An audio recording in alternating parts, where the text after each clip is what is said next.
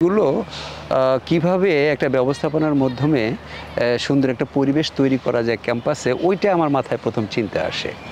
প্রথমেই আমি সব ধরনের বর্জ্যগুলা একেবারে প্রথম থেকেই আমি সেগ্রিগেশন করে ফেলব।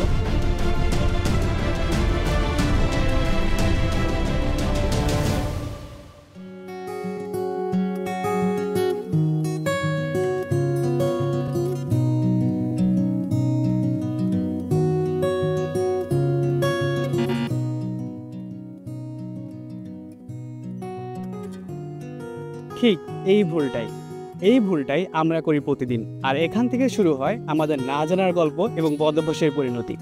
এটি শুধুমাত্র একটি ভুল নয়, বরং পরিবেশের ক্ষতির শুরু।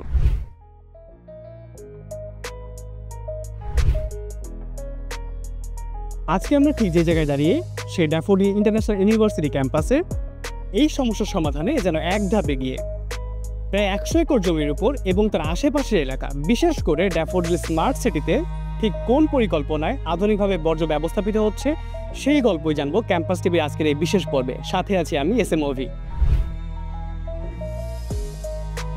ড্যাফোডিলের ক্যাম্পাসে রয়েছে 3 রঙের বর্জ্যবিন, লাল, হলুদ এবং নীল।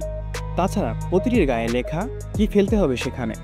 ড্যাফোডিল ক্যাম্পাসে প্রতিটি ক্লাসরুম, ল্যাব, অফিস, এমনকি ক্যান্টিন পর্যন্ত সাজানো হয়েছে এই রংভেদে বিনের মাধ্যমে।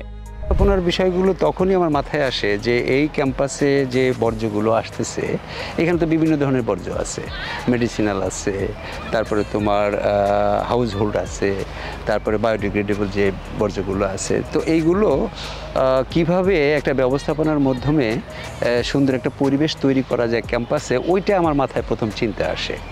তো তারপরে তো আমাদের beauty chairman doctor Sabur Khan স্যারের নির্দেশে আমি এই প্রজেক্টে হাতে নেই এবং নিজে তখন চিন্তা করি যে কিভাবে এটাকে আরও সুন্দরভাবে আমরা বর্জ্যকে ব্যবস্থাপনায় নিতে পারি।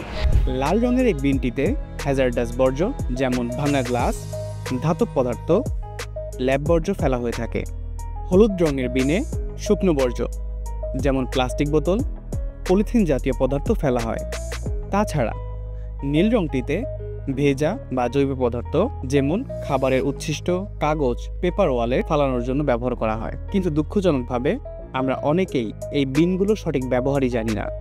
এই আধুনিক পদ্ধতিতে বর্জ্য ব্যবস্থাপনা আর সময়সূচি খুবই গোছানো। বর্জ্য যেহেতু স্বয়ংক্রিয়ভাবে আলাদা করে ফেলা হচ্ছে, তখন তার পরবর্তী ব্যবস্থাপনাও হয়ে যাচ্ছে অনেক সহজ, তা যত বড় পরিসরে হোক না কেন। সাধারণত হ্যাজার্ডাস জাতীয় পদার্থের বিন সপ্তাহে 1 দিন, শুকনো বর্জ্য সপ্তাহে 2 দিন, আর ভেজা বর্জ্য সপ্তাহে 3 দিন পরিষ্কার করতে হচ্ছে। আর এই শুকনো বর্জ্য বিক্রি হয় রিসাইকেলিংয়ের জন্য। অন্যদিকে ভেজা বর্জ্য থেকে বানানো হচ্ছে কম্পোস্ট।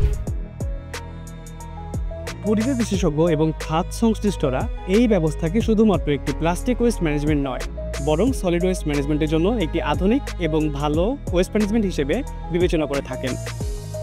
তো আধুনিক বর্জ্য ব্যবস্থাপনাটা আমরা এখন খুবই সবাই বলি যে আধুনিক বর্জ্য ব্যবস্থাপনা। এখন আধুনিক বর্জ্য ব্যবস্থাপনার মূলে যায় আসলে যে প্রথমেই আমি সব ধরনের বর্জ্যগুলা একেবারে প্রথম থেকেই আমি সেগ্রিগেশন করে ফেলবো। সেগ্রিগেশন করলে তাহলে হচ্ছে কি, আমার যেমন প্লাস্টিক ওয়েস্টটা প্লাস্টিকের জায়গায় যাচ্ছে, আমার যে ডোমেস্টিক ওয়েস্ট যেটা আমার পচনশীল বর্জ্য যেটা আমি বলতেছি, সেটা হচ্ছে আমার পচনশীল জায়গায় যাচ্ছে। যার ফলে হয় কি, আমাদের যে ট্রিটমেন্ট প্ল্যান্ট বর্জ্য ব্যবস্থাপনার মাধ্যমে আসলে এই বর্জ্যগুলো কি শেষ পর্যন্ত আমাদেরকে বিভিন্নভাবে ট্রিট করতে হয়। আইদার এটাকে আমরা রিসাইকেল করতে পারি, অথবা আমরা এটাকে যেমন আমাদের যে পচনশীল বর্জ্য সেটাকে আমরা কম্পোস্টিংয়ের মাধ্যমে পরবর্তীতে কাজে লাগাতে পারি। তখন থেকে এই যে 3টা কালার দেখছো, একটা হচ্ছে লাল, একটা হচ্ছে হলুদ, আরেকটা হচ্ছে ব্লু। তো ওই সময় আমি যেটা করি যে লালটাকে আমরা একটু ডেঞ্জার হিসেবে, এটাকে মেডিসিনাল বা টক্সিক জাতীয় যে বর্জ্যগুলো আছে সেটা যেন এখানে ফেলা হয়। হলুদকে আমরা ফেলি প্লাস্টিক বর্জ্য, অর্থাৎ ড্রাই যেটা হয়, যে প্লাস্টিক তো ক্ষতিকর বিষয়াদি আছে। আর ব্লুতে আমরা ফেলি তখন বায়োডিগ্রেডেবল।